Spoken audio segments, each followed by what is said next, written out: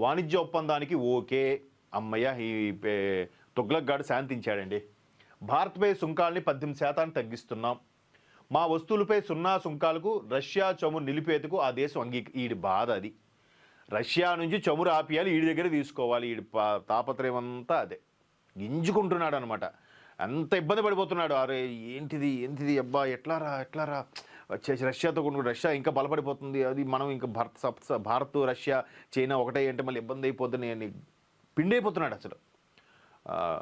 అట్లాంటి సందర్భంలో మా వస్తువులపై సున్నా సుంకాలకు రష్యా చమురు నిలిపేందుకు ఆ దేశం అంగీకరించింది. మోదీ నాకు గొప్ప స్నేహితుడు. ఇది చూడండి, ఈ పనికిమాలిన స్టేట్మెంట్లు చూడండి. ప్రధానితో ఫోన్ చర్చల అనంతరం ట్రంప్ ప్రకటన. 25% అదనపు సుంకాలు ఉండబోవన్న వైట్ హౌస్. ట్రంప్నకు 140 కోట్ల మంది తరపున కృతజ్ఞతలు. సుంకాల తగ్గింపుపై మోదీ. వాణిజ్య ఒప్పందాన్ని ప్రస్తావించని ప్రధాని. సుంకాల తగ్గింపు ఈయనేదో మాట్లాడాడు, ఈయనేదో చేస్తాడు.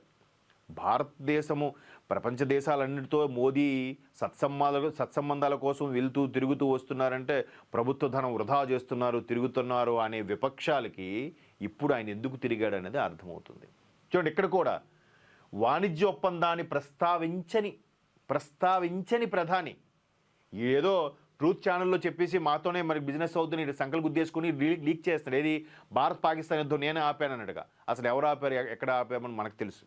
ఆల్మోస్ట్ అది పోసేసి బాబు మమ్మల్ని బతికించండి అని అంటే మన అధికారికి ఫోన్ చేస్తే అయినా శాంతించలేదు. దుబాయ్ రాజు రికమెండ్ చేస్తే సరేలే అని చెప్పి ఒక బ్రేక్ ఇచ్చారు. జీడిపి ఎక్కడ ఇబ్బంది అవుతుంది, మన వాళ్ళకు కూడా కొంత నష్టం జరుగుతుందనే ఆలోచనతో ఆల్రెడీ చేయాల్సిన నాశనం చేసేసి అప్పుడు సరే ఆపేస్తున్నామని ఆపారు.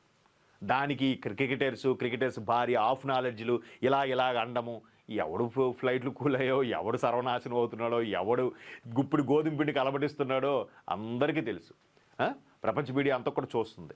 సో ఈ విధంగా ఈ ట్రంప్ ఈ విధంగా సంకలు గుద్దుకొని మోదీ గారు ఒప్పుకున్నారు, మాతోనే చమురు ఇవన్నీ చేస్తున్నాడు. బట్ దానికి ప్రధాని గారు చాలా జాగ్రత్తగా డీల్ చేస్తున్నారు. చాలా మేధావైన, ఎవరితో ఎక్కడ ఎలా మాట్లాడాలి, ఎంతవరకు మాట్లాడాలి, ఎక్కడ తగ్గాలో తెలిసిన వ్యక్తి మోదీ గారు. ఇది ఒక వార్త. చూద్దాం దీని ఇంపాక్ట్ ఇంకా ధరలు తగ్గుముఖం పడతాయా, బంగారం ధరలు వెండి ధరలు ఇంకా దిగి వస్తాయా అనేది మనం చూడాలి.